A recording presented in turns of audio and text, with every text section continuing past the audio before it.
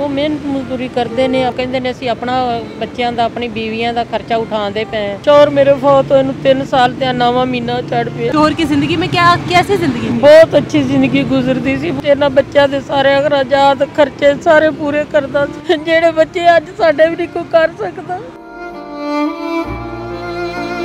ਜਦੋਂ ਖਰਚਾ ਮੰਗਣੀ ਉਦੋਂ ਉਹਨਾਂ ਦੇ ਘਰ ਦੇ ਵਿੱਚ ਮਸਲੇ ਤੇ ਲੜਾਈਆਂ ਹੋ ਜਾਂਦੀਆਂ ਨੇ। ਮੈਂ ਫਿਰ ਡਰਨੀ ਇਹਨਾਂ ਦੇ ਲੜਾਈਆਂ ਨਾ ਹੋਣ। ਮੈਂ ਲੋਕਾਂ ਦੇ ਘਰਾਂ 'ਚ ਕੰਮ ਕਰਤੇ ਆਪਣੀ ਦਵਾਈਆਂ, ਆਪਣੇ ਬੱਚਿਆਂ ਦੀ ਆਪ ਦਾ ਖਰਚਾ, ਬਿਜਲੀ ਦਾ ਬਿੱਲ, ਸਾਰਾ ਕੁਝ ਆਪ ਖੁਦ ਹੀ ਕਰਨੀ ਆ। ਕੋਈ ਕਿਸੇ ਦਾ ਨਹੀਂ ਕਰਦਾ, ਨਾ ਕੋਈ ਕਿਸੇ ਦਾ ਬਣਦਾ ਹੈ।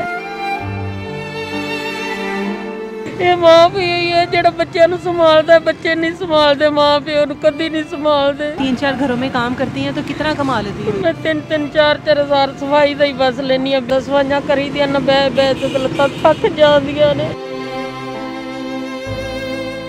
मैंने तो काम करने आते ही नहीं सन, लोगों के घरों दे विच काम करने शुरू कर दिते ने।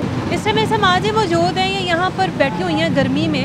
अब इनसे पूछा है तो पूछने के बाद पता लगा है कि 5 बच्चों की माँ है। इस माँ ने उन 5 बच्चों को तो पालकर इस काबिल बना दिया कि अपना रोजगार चला सके, लेकिन अब वो बच्चे जो है वो इस माँ को नहीं संभाल पा रहे। अपने दवाई और अपने खर्चे के लिए ये माँ जो है लोगों के घरों में काम करती है, थक हार के घर जाते हुए अब यहाँ पर ये बैठ गई है कि थोड़ा सांस लेती हूँ, पानी शानी पीती हूँ, फिर जाती हूँ। माँ जी मुझे ये बताएं, 5 बच्चे हैं आपके, आप फिर रोड पर हैं?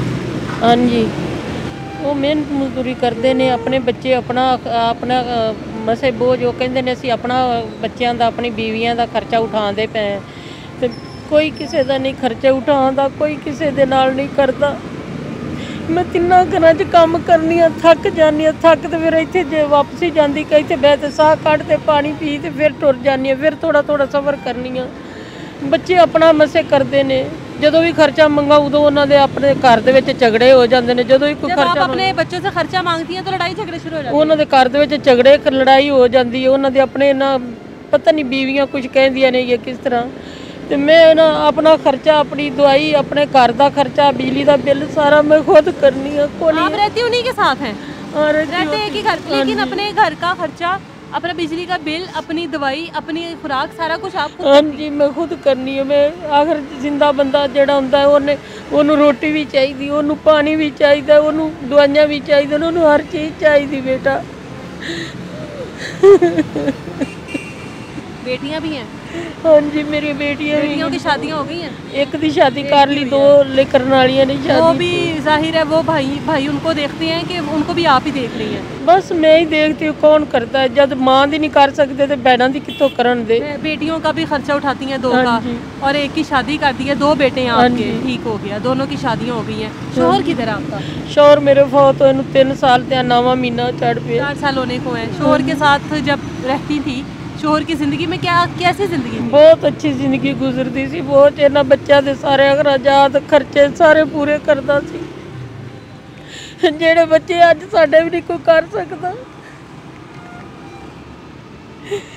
माँ जी मुझे ये बताइए कि शोहर फौत हो गया है, चले कुछ ना कुछ तो बच्चे करते ही होंगे आपके साथ? हाँ जी, बच्चे मजदूरी मेहनत करते हैं, अपने लिए कर रहे हैं ना? अपने बच्चों के। कितने घरों में काम करती हैं आप? मैं 3 ਘਰਾਂ 'ਚ ਕੰਮ ਕਰਨੀ ਆ। ਜਦੋਂ ਖਰਚਾ ਮੰਗਣੀ ਉਦੋਂ ਉਹਨਾਂ ਦੇ ਘਰ ਦੇ ਵਿੱਚ ਮਸਲੇ ਤੇ ਲੜਾਈਆਂ ਹੋ ਜਾਂਦੀਆਂ ਨੇ। ਮੈਂ ਫਿਰ ਡਰਨੀ ਆ ਇਹਨਾਂ ਦੇ ਲੜਾਈਆਂ ਨਾ ਹੋਣ।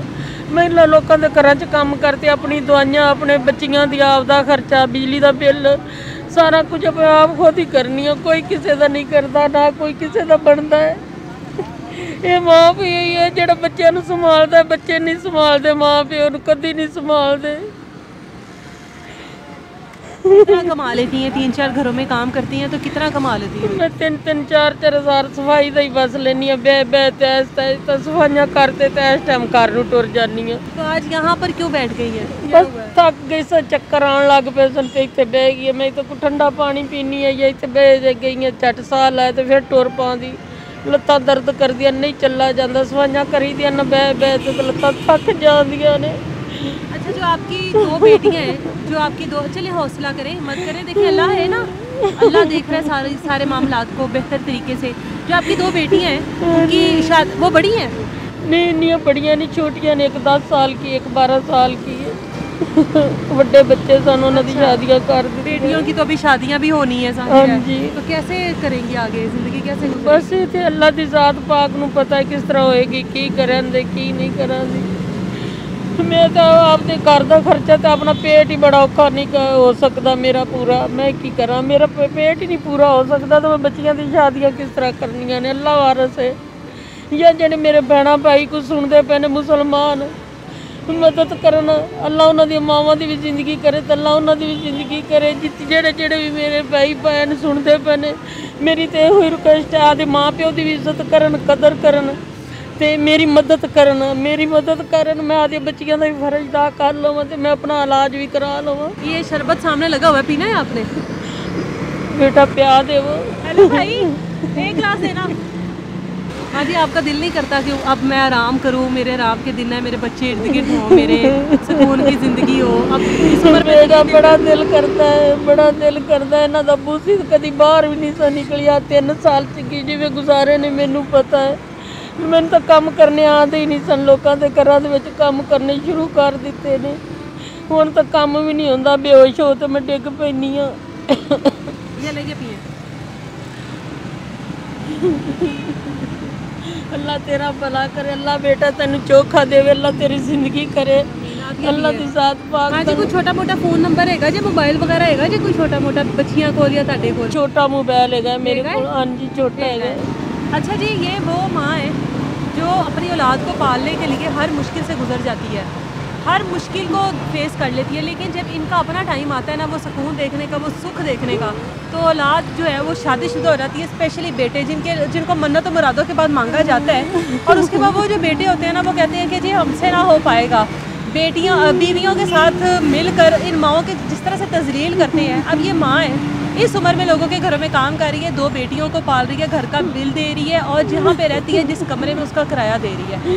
ये हम लोगों के हालात है, ये हम लोगों की तरबियत है जो इस तरह से बोल रही है। इनका कॉन्टैक्ट नंबर भी स्क्रीन पर दे रही हूँ, अगर आप लोगों में से कोई भी इनकी या इनकी बच्चियों के लिए कुछ करना चाहते हैं, कोई इनकी मदद करना चाहता है, तो आगे बढ़कर ज़रूर इनका साथ लीजिएगा। इजाज़त है।